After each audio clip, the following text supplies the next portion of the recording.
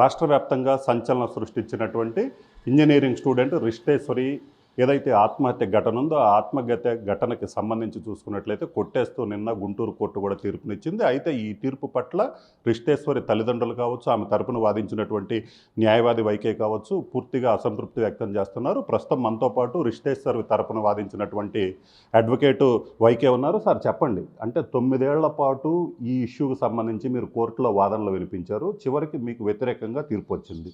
అంటే మీరు ఏం వాదనలు కోర్టులో వినిపించారు, కోర్టు ఈ నిర్ణయం తీసుకోవడం వెనక అంటే ఎలాగా ఏం జరిగింది? నాగార్జున విశ్వవిద్యాలయం విద్యార్థిని రిష్టేశ్వరి బలవన్మరణానికి ఎవరు కారకులో ఆ అమ్మాయి డైరీలో రాసింది. అదే సమయంలో తన తల్లిదండ్రులకి ఆ అమ్మాయి రెగ్యులర్గా చెబుతూ వచ్చింది. అంతేకాకుండా వాళ్ళ తల్లిదండ్రులు కూడా ప్రిన్సిపాల్ని కలిసి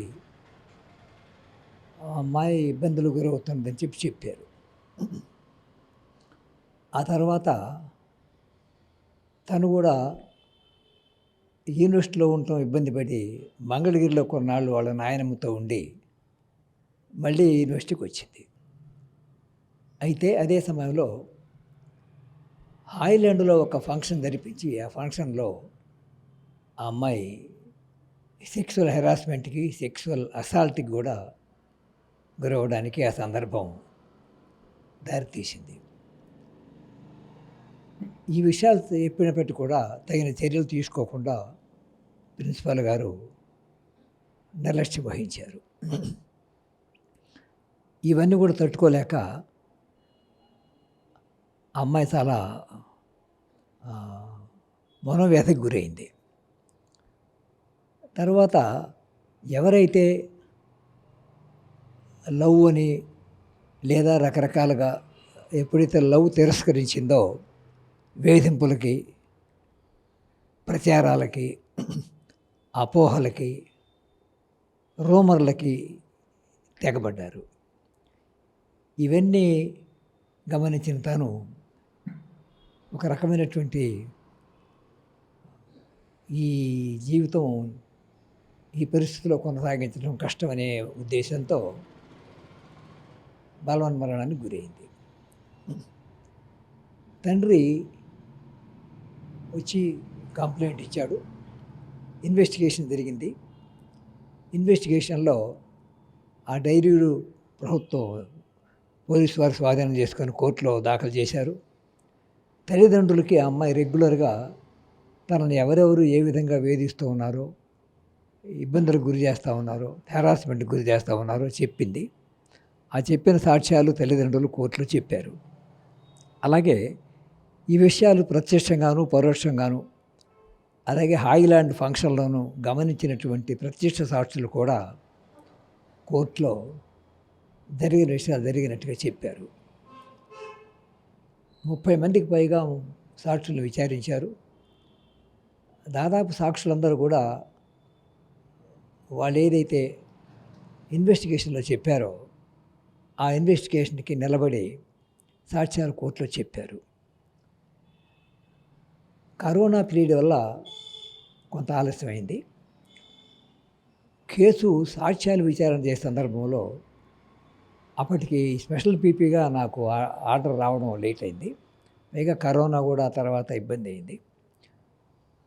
ఆ పరిస్థితుల్లో కొంత డిలే అయింది. తరువాత నేను స్పెషల్ పీపీ అయిన తర్వాత నేను కోర్టులో కొద్దిగా కరోనా పీరియడ్ తగ్గిపోయిన తర్వాత నేను కోర్టులో ఆర్గ్యుమెంట్స్ దాదాపు నెల రోజుల పాటు 5-6 ఇన్స్టాల్మెంట్స్గా డీటెయిల్డ్గా ఆర్గ్యుమెంట్స్, సాక్ష్యాధారాలు అన్నీ కూడా వినిపించి చెప్పాను. అంటే కోర్టులో మీరు ఏదైతే ఐలాండ్లో ఫ్రెషర్స్ డే వేడుక జరిగినప్పుడు అటువంటి ఇష్యూ కావచ్చు, అక్కడ ఉన్నటువంటి తోటి విద్యార్థులు కావచ్చు, వీళ్ళందరూ సాక్ష్యం చెప్పిన అంటే అక్కడ వాళ్ళు ఏదైతే ఫ్రెషర్స్ డేలో రిష్టేశ్వరితో పాటు ఉన్నారు వాళ్ళు. సో వాళ్ళ సాక్ష్యాలని కోర్టు ఎందుకు పరిగణలోకి తీసుకోలేదని మీరు అనుకుంటున్నారు? జడ్జిమెంట్ మొత్తం ఇంకా చదవలేదు నేను. చదివిన తర్వాత వివరంగా మాట్లాడగలుగుతాను. కానీ నేను అనుకుంటుంది ఏమిటంటే వాటిని అప్రిషియేట్ చేయటంలో న్యాయ సంబంధమైన సూత్రాలు కానివ్వండి, వాస్తవాలను ఆధారం చేసుకోవడం కానీ, ఆ సాక్ష్యాధారాలను అప్రిషియేషన్ చేయడంలో న్యాయమూర్తి పూర్తిగా విఫలమయ్యారని నేను అనుకుంటున్నాను. లేదా ఆ, సరైన రీతిలో అర్థం చేసుకోకుండా ఆ, కొంత లాకి, విధానాలకి, ఫ్యాక్ట్స్కి భిన్నంగా ఆ న్యాయమూర్తి గారు అర్థం చేసుకున్నారు అనుకుంటున్నాను. ఇంకా లోతైన వ్యాఖ్యం చేయడానికి నేను జడ్జిమెంట్లో ఆమె రాసింది చూస్తే కానీ ఇంకా జడ్జిమెంట్ చదవలేదు కాబట్టి రాసింది చూసిన తర్వాత నేను సౌకర్యమైన రిపోర్ట్ని పోలీసు వారికి అందిస్తాను, నివేదిక నేను ఇస్తాను. దాని మీద ఆధారపడి వాళ్ళు అప్పీల్ చేసుకోవడానికి అవకాశం ఉంటుంది. సో ఇప్పుడు ఏదైతే రిష్టేశ్వరి కేసులో నిందితులు ఉన్నారో వాళ్ళ తరపున వాదించినటువంటి న్యాయవాది ఏం చెప్పారంటే, సో ఈ కేసులో అసలు నిందితులను వదిలేసి వేరే వాళ్ళని నిందితులుగా చేర్చడానికి ప్రయత్నించారని కూడా ఆయన చెప్పడం జరిగింది. సో అంటే నిజంగా మీరు అక్కడ వాదించారు, 9 ఏళ్ల పాటు చూశారు కదా, సో అక్కడ అసలు నిందితులు కాకుండా వేరే వాళ్ళు ఇదయ్యారు అంటున్నారు, అది నిజమేనా? ఆ వాదం డిఫెన్స్ న్యాయవాదులుగా వాళ్ళు చెప్పే వాదం తప్ప, లేదా నిందితుల్ని వాళ్ళ న్యాయవాద డ్యూటీ ప్రకారం వాళ్ళ క్లయింట్ని బయట వేయాలి కాబట్టి వీళ్ళు నేరం చేయలేదు, వేరే వాళ్ళు నేరం చేశారనేటటువంటి వాదం ప్రతి మర్డర్ కేసులో ఉంటుంది. డిఫెన్స్ న్యాయవాదులు తీసుకునే ఒక పెద్ద జనరల్ వాదం ఏమిటంటే, అసలు నేరస్తులను తప్పించి ఎవరో నేరస్తులు కాని వాళ్ళని, అమాయకుల్ని ఈ కేసులో ఇరికించారనే వాదం ప్రతి మర్డర్ కేసు సందర్భంలో కూడా ఉంటుంది. అంటే జనరల్గా ఇక్కడ డిఫెన్స్ తరపు న్యాయవాది క్లియర్గా చెప్పారు, నూకరాజు, జితేంద్ర అంటే పేర్లు మెన్షన్ చేశారు ఇక్కడ. సో నూకరాజు, జితేంద్ర అనేవాళ్ళు రిషితేశ్వరి చనిపోయే వరకు వేధించారు, వాళ్ళని కాకుండా మెరిట్ స్టూడెంట్స్ అయినటువంటి వాళ్ళని ఇందులో నిందితులుగా చేర్చారన్నారు. జనరల్గా చెప్పొచ్చు, కానీ ఇక్కడ పేర్లు కూడా మెన్షన్ చేశారు. సో అది ఎంతవరకు పరిగణలోకి తీసుకోవచ్చు? వాళ్ళ పేర్లు ఇన్వెస్టిగేషన్ సందర్భంలో వచ్చి ఉండొచ్చు. జితేంద్ర చాలా కీలకమైన సాక్షి. జితేంద్ర అనే అబ్బాయి వాళ్ళ కుటుంబానికి చాలా సన్నిహితుడు. ఆ అమ్మాయికి ఒక రకంగా చెప్పాలంటే కొంచెం గార్జియన్గా కూడా ఉంటూ వాళ్ళ తల్లిదండ్రుల నమ్మకాన్ని చూరగొన్నవాడు. అంతేకాకుండా జితేంద్ర పేరు డైరీలో కూడా అమ్మాయి రాసి జితేంద్రకు థ్యాంక్స్ చెప్పాలని కూడా చెప్పింది. అంటే జితేంద్ర అమ్మాయికి నమ్మకం ఉన్నదాన్ని వీళ్ళు అది మరో రకంగా చిత్రించి తమ నేరాన్ని తప్పించుకోవడం కోసం చేసేటటువంటి వాదంలో భాగంగా ఈ జితేంద్ర సన్నిహితంగా ఉండి ఆ అమ్మాయికి అండగా ఉన్నటువంటిది, అండగా ఉండటమే కాదు చాలా స్పష్టంగా ఆ అమ్మాయి ఆ డైరీలో జితేంద్రకు థ్యాంక్స్ చెప్పింది. జితేంద్ర థ్యాంక్స్ చెప్పిందంటే అర్థం ఏమని, ఆ అమ్మాయిని అతను వేధింపులు గురి చేయలేదనేది మనం అర్థం చేసుకోవడానికి చాలా స్పష్టత ఉంది. సో జనరల్గా చెప్పినట్లయితే ఎవరైనా సరే ఆత్మహత్య చేసుకున్న వాళ్ళు, ఇప్పుడు రిషితేశ్వరి ఆత్మహత్య చేసుకుంది, ఆత్మహత్య చేసుకోవటానికి ముందు కావచ్చు, అంతకుముందు కావచ్చు, డైరీలో ఆమె క్లియర్గా రాసింది. సో ఎవరైతే ఆత్మహత్య చేసుకున్నారో వాళ్ళు చనిపోవటానికి ముందు డైరీలో రాసినటువంటి విషయాలు ఏదైతే ఉన్నాయో అవి జనరల్గా కోర్టు ప్రామాణికంగా తీసుకుంటుందో, సో ఈ ఇష్యూలో ఎందుకు తీసుకోలేకపోయింది? ఖచ్చితంగా section 32 of Indian evidence act ప్రకారం డైయింగ్ డిక్లరేషన్ లాంటిదే ఇది కూడా. ఆ డైయింగ్ డిక్లరేషన్ అనేది ప్రామాణికంగా తీసుకోవాల్సిన బాధ్యత కోర్టు మీద ఉంటుంది.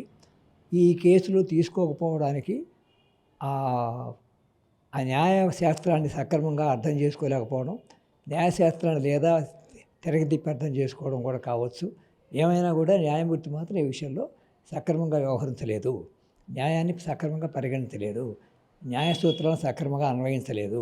కనుక ఈ తీర్పు రావడంలో న్యాయమూర్తి సరైనటువంటి వైఖరిని అనుసరించలేదు. కాబట్టి న్యాయమూర్తి అనుసరించినటువంటి ఆ అప్రిసియేషన్ విధానం కరెక్ట్ కాదు, దాన్ని ఛాలెంజ్ చేయాల్సిన అవసరం ఉంది.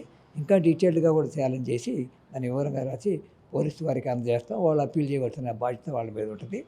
తల్లిదండ్రులు కూడా అప్పీల్ చేస్తారేమో, వాళ్ళ నిర్ణయం వాళ్ళు చేసుకుంటారు.